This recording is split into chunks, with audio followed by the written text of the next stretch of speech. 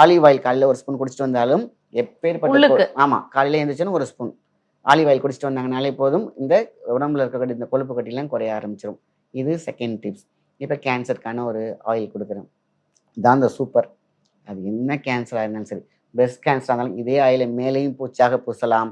அதே மாரி உள்ளேயும் எடுத்துக்கலாம். இதுதான் ரொம்ப ரொம்ப ஏன்னா குடிக்கிறது கொஞ்சம் சிரமம் தான். ஒருவேளை கேன்சரா இருந்துச்சுன்னா பயப்பட வேண்டிய அவசியம் இல்ல. அதிமதுரம் இதான் சொல்லுவாங்க. இந்த அதிக ஸ்வீட் அப்படின்னு சொல்லக்கூடியது. ஆனா, அந்த சுகர் பேஷண்ட்க்குலாம் ஒரு பிரச்சனையும் கிடையாது. ஏன்னா வேப்பெண்ணெய் சேர்க்கிறோம். வேப்பெண்ணெய் சுத்தமான வேப்பெண்ணெயா எடுத்துக்கணும். அந்த வேப்பெண்ணெயில அப்ப வேப்பெண்ணெய வந்து ஒரு 1 லிட்டர் எடுத்துக்கிறாங்க. நல்லா என்ன பண்றாங்க, நல்லா கொஞ்சம் சூடானோனே அதிமதுர கட்டன்னு சொல்லி நாட்டு மருந்து கடையில தருவாங்க. பவுடரா இருக்கக்கூடாது. நம்ம அந்த கட்டையாவே எடுத்து உள்ள 1/4 கிலோ போட்டுக்கலாம். 1 லிட்டருக்கு 1/4 கிலோ அதிமதுரம் உள்ள போட்டு, கொஞ்சம் சிம்ல வச்சு நல்லா அந்த எண்ணெய வந்து காய்ச்சிறணும். காய்ச்சிட்டு அந்த கட்டை கருகிறக்கூடாது. அழகா அந்த தெரியும். ஓரளவு அந்த கட்டைலாம் மிதந்து அந்த பக்குவத்தில இருக்கும். அது எக்ஸ்ட்ராக்ட்லாம் உள்ள இறங்கிரும். அந்த எண்ணெய டெய்லி 1 டேபிள் ஸ்பூன் சாப்பிட்டே வரணும்.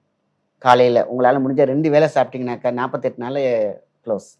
48 நாள்ல கட்டி இருந்த இடமே இருக்கவே இருக்காது.